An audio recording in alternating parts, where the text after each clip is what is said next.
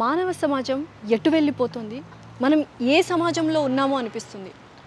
మూగ జీవాలు కూడా తమ పిల్లల్ని సంరక్షించుకుంటూ ఉంటాయి. కానీ ఒక తల్లి, కన్న తల్లి సొంత కూతుర్ని వ్యభిచార కూపంలోకి నెట్టేసింది. అసలు ఏం జరుగుతోంది వాళ్ళ జీవితాల్లో? అటువంటి ఒక కుటుంబాన్ని ఇప్పుడు కలవడానికి నేను వచ్చాను. అసలు వాళ్ళ పరిస్థితి ఏంటి, వాళ్ళు ఎందుకు ఇలా చేయాల్సి వచ్చిందో అడిగి తెలుసుకుందాం రండి.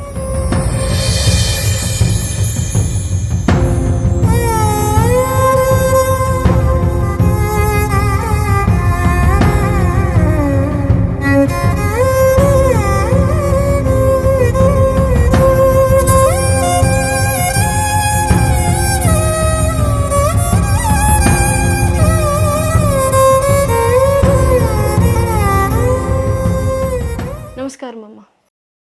నమస్తే అమ్మ. మీ పేరు? నా పేరు లక్ష్మి అమ్మ. నీ పేరు? దేవి.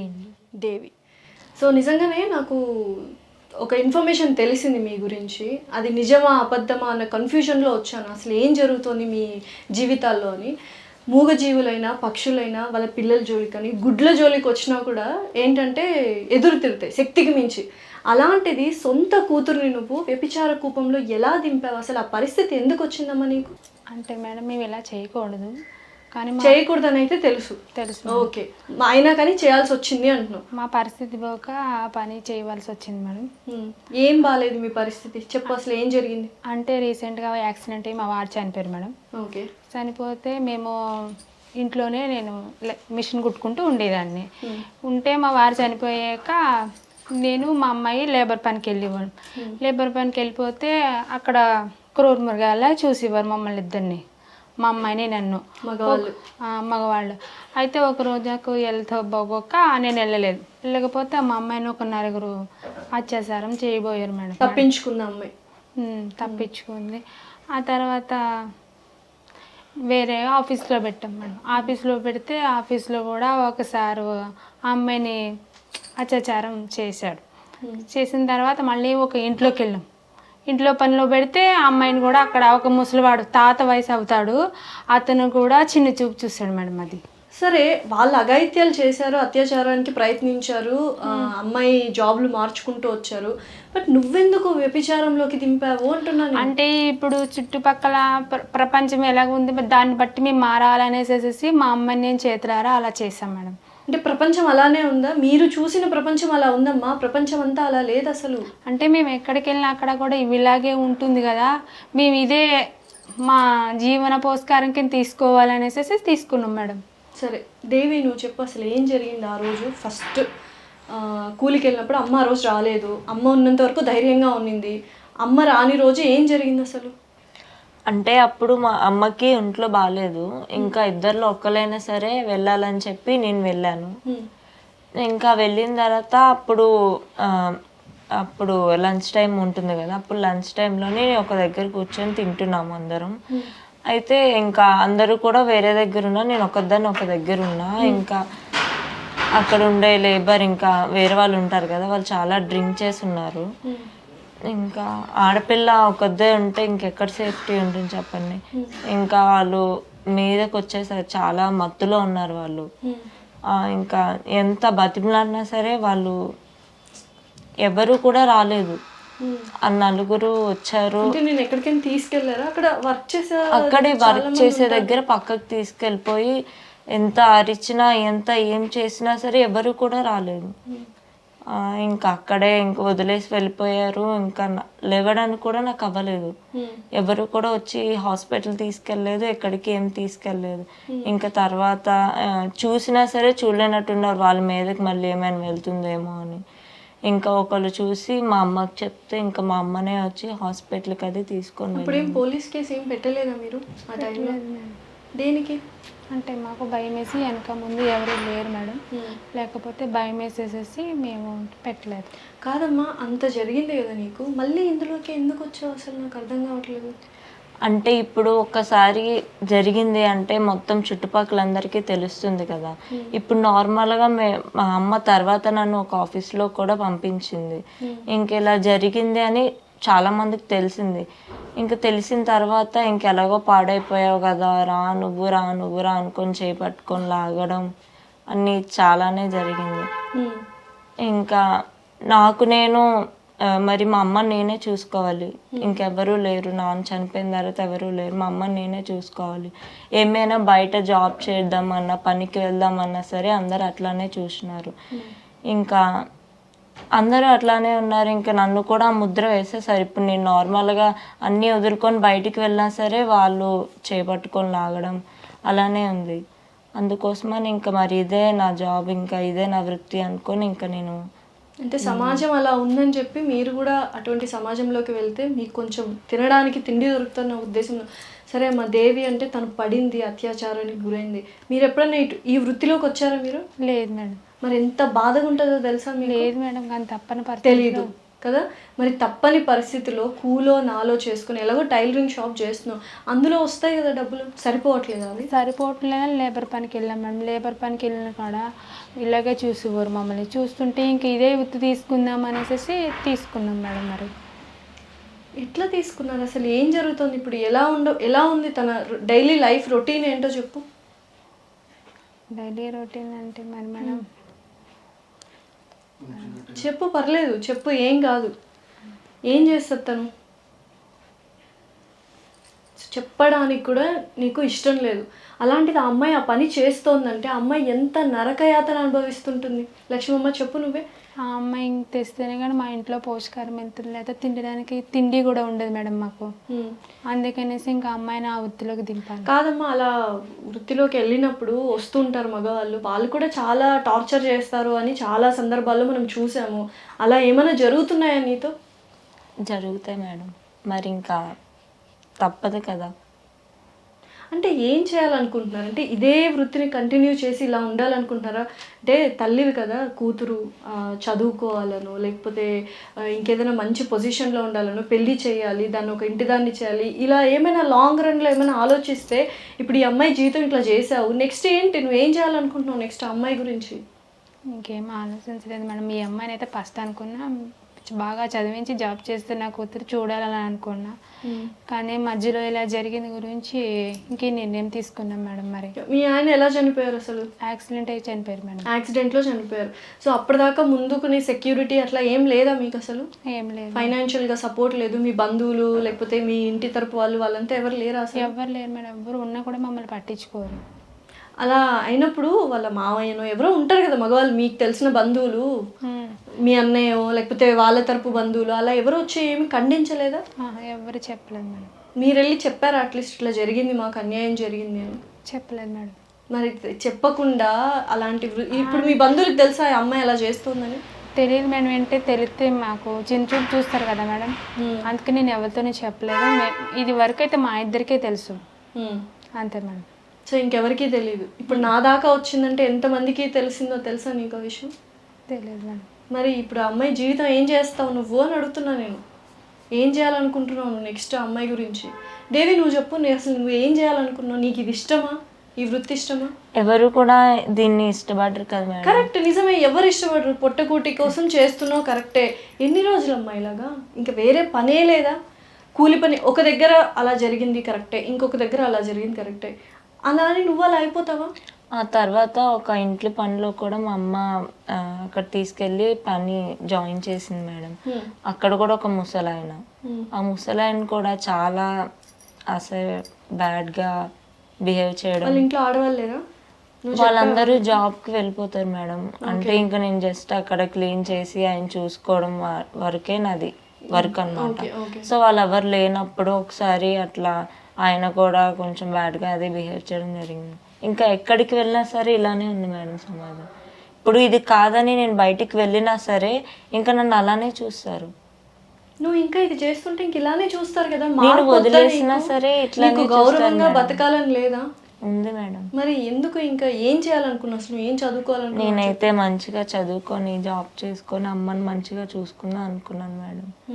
మరి ఇంకా అలా జరిగిన తర్వాత నేను నార్మల్గా బయటకు వెళ్ళినా సరే ఇంకా మచ్చ పడిన తర్వాత ఇంకా మచ్చ అలా కనిపిస్తూనే ఉంటుంది కదా మేడం. నువ్వు నీ గురించి చెప్పమ్మా. నువ్వు తనని అలా పంపించి మనశ్శాంతిగా ఎలా ఉంటున్నావు, ఎలా తింటున్నావు? నాకు అసలు నిజంగా అర్థం కావట్లేదు లక్ష్మమ్మ. నీ గురించి తలుచుకుంటుంటే నిజంగా ఓకే, పొట్టకూటి కోసము తల్లి కూతురు ఇద్దరు ఆ వృత్తిలో తనని నెట్టేసావు, అయిపోయింది. తర్వాత ఏంటి అసలు తినాలి, తిండి ఎలా ఎక్కుతుంది అమ్మాయి అలాంటి పనులకి నువ్వు పంపించిన తర్వాత నువ్వు ఎలా ఉంటున్నావు అసలు? సో అమ్మాయి అన్ని బాధలు చెప్తుంది, కొన్ని నీకు చెప్పుకోనివి కూడా అమ్మాయి ఇప్పుడు నాతో నేను అడుగుతున్నా కాబట్టి నువ్వు పక్కనున్నావు కాబట్టి చెప్తోంది. అసలు అన్ని బాధలు పడుతుంది, నీకు తెలియలేదా అమ్మాయి ఒంటి మీద దెబ్బలు కానీ? నువ్వు చూడలేదా ఎప్పుడు? చూసా మేడం. చూసి అడిగావా అసలు ఏమైందమ్మా ఎందుకు ఇట్లా అని? అడిగా మేడం, అడిగితే ఇలా పరిస్థితి అని చెప్పింది మేడం. డబ్బులు కూడా వాడుకొని డబ్బులు కూడా ఇవ్వట్లేదు, కొడుతున్నారు, తిడుతున్నారు అమ్మాయిని. అసలు నీకు కన్న తల్లి తిండి ఎలా సహిస్తుందమ్మా? తిండి ఏమీ లేదు మేడం, గుండి బండరాయి చేసుకుని మా వారు చనిపోయాక మాకు తినడానికి తిండి లేదు, అందుకనేసేసి మా అమ్మాయికి ఇలా చేశాను మేడం నేను. అంతే తప్ప చుట్టుపక్కల వాళ్ళు మమ్మల్ని ఇలాగే చూస్తున్నారు, ఈ సమాజం కూడా ఇలాగే చూస్తుంది. అందుకనేసేసి మేము ఈ నిర్ణయం తీసుకున్నాం మేడం. మరి దేవి నువ్వు చెప్పు, అసలు నీకు ఇదే జీవితం కావాలా? లేదు. మరి నువ్వన్నా ఒక్కసారి అమ్మకి అమ్మ ఇది వద్దు, మనం వేరే ప్లేస్కి వెళ్దాము, వేరే ప్లేస్కి వెళ్ళిపోయి చక్కగా బతుకు మనం బతుక్కుందాము, అప్పో సప్పో చేసావు, కూలోని ఆలోచేసి బతుక్కుందాం అన్న ఆలోచన నీకు రాలేదు దేవి? ఇంత ఎందుకు భరిస్తున్నావు నువ్వు ఇంత? లేదు మేడం, మేము ఆల్రెడీ 2 ప్లేసెస్ చేంజ్ చేసాం. ఇప్పుడు ఇంతకుముందు వేరే దగ్గర ఉండేవాళ్ళం, ఇప్పుడు అక్కడి నుంచి వేరే దగ్గరికి వచ్చాం. ఇంట్లో మగ దిక్కు లేకపోతే ఇంకా రోడ్డు మీద ఉన్న ప్రతి ఒక్కరు కూడా ఆడవాళ్ళని చాలా దారుణంగానే చూస్తారు మేడం. ఇంట్లో మా నాన్నగారు ఉంటే నిజంగా ఈ పరిస్థితి వచ్చేది కాదు మేడం. ఇంకా అసలు ఏం చేద్దామని, అసలు ఎలా ఉంటావు? రోజు ఉంటుందా ఈ వృత్తి మీకు? అంటే ఎవ్రీ డే అలా చేయాల్సిందేనా? చేస్తే తప్పితే గడవదు. ఇంకా చెయ్యలేదంటే మరి ఇంకా ఆ రోజు మేము ఏమీ తినలేనట్టే మేడం. సో అమ్మ ఆరోగ్య పరిస్థితి చెప్పు, ఎలా ఉంది ఏంటి, అసలు ఏమైంది అమ్మకి?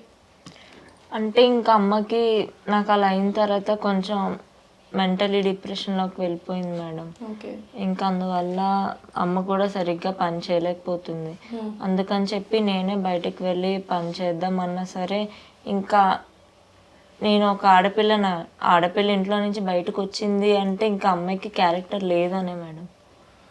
ఇప్పుడు నిజంగా ఇప్పుడు ఒక అమ్మాయి ఇంట్లో నుంచి బయటకు వచ్చిందంటే ఈ అమ్మాయికి ఇంకా క్యారెక్టర్ లేదురా, ఎంత ఇచ్చినా ఇవ్వకపోయినా వస్తుంది, పిలిస్తే వస్తుంది అన్న టైప్లోని సమాజం చూస్తుంది. సో ఎలా తట్టుకుంటున్నావు ఇవన్నీ? అమ్మకి కొంచెం బాగాలేదు, అమ్మకి అన్నీ షేర్ చేసుకుంటే కూడా అమ్మ ఆరోగ్య పరిస్థితి ఇంకా క్షీణిస్తుందేమో అన్న భయంతో అన్నీ నీలోనే దాచుకున్నావు. నీకు ఫ్రెండ్స్ కానీ ఎవరితోనో చెప్పుకునే వాళ్ళు ఎవరైనా ఉన్నారా అసలు? మాతో అసలు ఎవరు. ఎలా చేస్తున్నావు దేవి? ఇంత నరకం ఎలా అనుభవిస్తున్నావు దేవి అసలు? మా అమ్మ కోసమే. మా అమ్మ ఇంకా మా మా నాన్నగారు చనిపోయిన తర్వాత ఇంకా మా అమ్మాయి నా ప్రపంచం. ఇంకా ఏం చేసినా సరే ఇంకా మా అమ్మనే నేను చూసుకోవాలి, ఇంకెవరు చూసుకోరు. ఇంకా నేనే కదా మేడం మా అమ్మని చూసుకోవాలి. ఇంక ఇది కాదని వేరే దానికి వెళ్ళినా సరే వాళ్ళకి ఇంకా నేను అట్లానే కనిపిస్తున్నా అనుకుంటా. ఇప్పుడు వేరే పని చేస్తున్నా సరే ఇంకా వాళ్ళు నన్ను బ్యాడ్గానే చూస్తున్నారు. ఇంకా ఆడపిల్ల ఒక్కదే వచ్చింది, ఇప్పుడు ఏ పని చేసినా సరే నైట్ 10-11 అవుతుంది. ఆ టైంలో రోడ్డు మీద వస్తే ఇంకెలా ఉంటుంది మేడం? అంటే నీకున్న పరిస్థితులను బట్టి ప్రపంచం అలా ఉండిపోయింది అనుకున్నావు, కానీ నీ ప్రపంచంలోనే ఇలా జరుగుతోంది.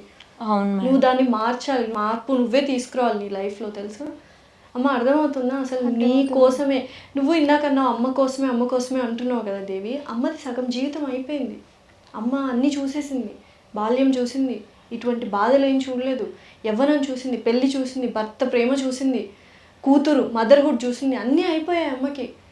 మిగిలిందల్లా నువ్వు సంతోషంగా ఉండాలన్న ఒక కోరిక ఉంది, కానీ తన మెంటల్ పరిస్థితి బాగాలేదు కాబట్టి తనకు తెలియకుండానే నిన్ను అందులోకి లాగేసింది. నీ జీవితం ఏంటి అసలు? నువ్వు ఏం చూసావని? ఏమో మేడం, నాకైతే మా అమ్మని హ్యాపీగా చూసుకోవాలి, మా అమ్మని మంచిగా చూసుకోవాలనే ఇలా చేస్తున్నా మేడం. పిచ్చి తల్లి, అమ్మ బాగానే ఉంటుంది, నీ లైఫ్ వెరీ ఇంపార్టెంట్ దేవి. ఏ పని చేసి మా అమ్మని చూసుకోలేదు కదా మేడం. సరే దేవి, నువ్వు చెప్పు, నువ్వు ఏం చేయాలనుకుంటున్నావు చెప్పు దేవి. అసలు నేను చూసుకుంటాను, ఏం చేస్తావు? చదువుకుంటావా? ఈ ప్లేస్ వద్దు, అసలు తెలియని చోటుకి వెళ్ళి గౌరవంగా బతకాలని ఉందా లేదా నీకు దేవి? అసలు నాకు డబ్బులు వద్దు, ఏమొద్దు మేడం. మా అమ్మ హెల్త్ మంచిగా ఉండి మా అమ్మని చూసుకుంటే చాలు. ఇంకెక్కడికి వెళ్ళినా నా కాల్ మీద నేను నుంచి మా అమ్మని చూసుకుంటా మేడం. మా అమ్మ హెల్త్ మంచిగా ఉంటే చాలు.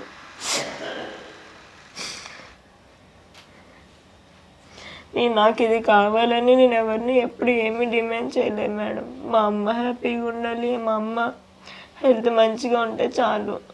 ఇంకా నేను ఇవన్నీ వదులుకొని ఏదో ఒక పని చేసుకుందామన్నా సరే అవుతలేదు మేడం. ఇక్కడికి వెళ్ళినా సరే అందరు ఇలానే చూస్తున్నారు. అసలు ప్రపంచము, సొసైటీ, ఇప్పుడు దేవి పరిస్థితి చూశారు కదా, నిజంగానే సొసైటీలో ఉన్న మనుషులు ఇలాంటి ఒక అమాయకురాల్ని ఎలా చేశారో చూసారా. ఆ అమ్మాయి యొక్క నరక యాతన కావచ్చు, ఆ అమ్మాయి బాధపడుతున్న బాధ కావచ్చు, వర్ణనాతీతం. నేను ఫస్ట్ ఇక్కడికి వచ్చినప్పుడు నిజంగానే కోపం వచ్చింది లక్ష్మమ్మ నీ గురించి. అండ్ నీ వల్ల అమ్మాయి ఇలా అయిపోయింది ఏంటి, అమ్మాయిని చూస్తే బాధ. ఇప్పుడు నిన్ను చూసినా కూడా నాకు జాలేస్తుంది. అంటే నువ్వు ఏమీ చేయలేని పరిస్థితి, నువ్వు డిప్రెషన్లో ఉన్నావు, భర్త చనిపోయాడు, ఎవ్వరూ ఆదరించట్లేదు, సొసైటీ సమాజమే ఇలా చేస్తోంది మీ అందరినీ. సరే ఇవన్నీ కాదు దేవి, నీకేం కావాలో చెప్పు, నేను చూసుకుంటా. నువ్వు చదువుకోవాలనుకుంటున్నావా, ఉద్యోగం చేయాలనుకుంటున్నావా, ఏం కావాలో చెప్పు.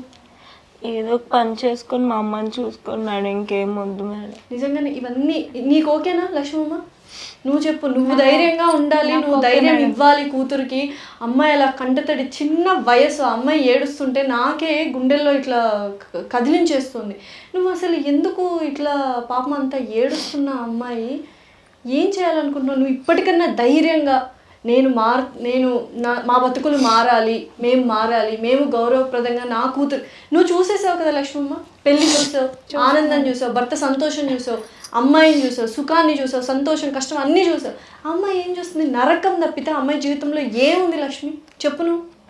ఏమీ లేదు మేడం. మళ్ళీ సొంత కూతురు అంత బాధపడుతుంటే ఎట్లా నువ్వు అసలు? అంటే నేను ఏం చేసి పరిస్థితుల్లో లేను కదా మేడం, అందుకని నాకు ఓసు తెచ్చి పెడుతుంటే నేను. నీ మీద ఎంత ప్రేమ ఉందో తెలుసా తనకి, ఎన్ని భరిస్తుందో తెలుసా తను? చెప్పు దేవి, నువ్వు చెప్పు, నీకేం కావాలో చెప్పు. అమ్మ గురించి వదిలే, అమ్మ జీవితం అయిపోయింది దేవి, నీ జీవితం నువ్వు చూసుకోవాలి. కొంతన్నా స్వార్థం ఉండకపోతే ఈ సొసైటీలో బతకలేము. నీకు ఇప్పటికే అర్థమై ఉంటుంది అనుకుంటా. నేను అమ్మనేం తప్పుగా అనట్లేదు, అమ్మ పరిస్థితులు అమ్మకున్నాయి, నీ పరిస్థితి, నీ జీవితం నీకు ఇంపార్టెంట్ ఇప్పుడు. సో అమ్మని చూసుకోవద్దు అనట్లా, కానీ నీ జీవితం బాగుండాలి. నీకేం కావాలో చెప్పు. ఇంకా ఏం వద్దు, చదువుకోవాలనుకుంటున్నావు నువ్వు, ఏదైనా పని ఉంటే చూడండి మేడం చాలు. నేను చదువుకోలేదు మేడం, అసలు నాన్న ఉన్నప్పుడు 5th వరకు చదువుకున్నాను అంతే మేడం. ఇంకా తర్వాత ఏం చదువుకోలేదు. తర్వాత అసలు చదువుకోలేదు. అట్లీస్ట్ చదవడం రాయడం అన్నా వచ్చా? చదవడం రాయడం వచ్చు మేడం. సరే, ఒక జాబ్, మంచి జాబ్ నేను చూస్తాను నీకు తగ్గట్టుగా అంటే నువ్వు అమ్మ బతికేంతగా నువ్వు చేస్తావా ఆ పనికి వెళ్ళకుండా? చేస్తాను మేడం. అమ్మ నువ్వు పంపిణీ మేడం. ఇంకా నువ్వు గట్టిగా చెప్తేనే మళ్ళీ నువ్వు మనకి సరిపోవట్లేదు డబ్బులు, మనం ఈ పనే చేయాలి, మన బతుకులు ఇంతే అని నువ్వు అలా ఏమంటారు ధైర్యం లేకుండా అధైర్యంగా ఉంటే ఆ అమ్మాయి ఎలా ఉంటుంది చెప్పు?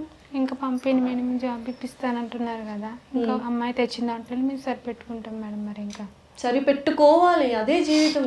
నువ్వు అసలు పెళ్లి చేయాలనుకోవట్లేదు ఆ అమ్మాయికి? అంటే పెళ్లి చేస్తే ఈ అమ్మాయి వెళ్ళిపోతే మళ్ళీ నా పోషకరం ఎలాగా అనేసి పెళ్ళి ఆలోచన. నువ్వు అంత స్వార్థంగా ఆలోచిస్తున్నావే.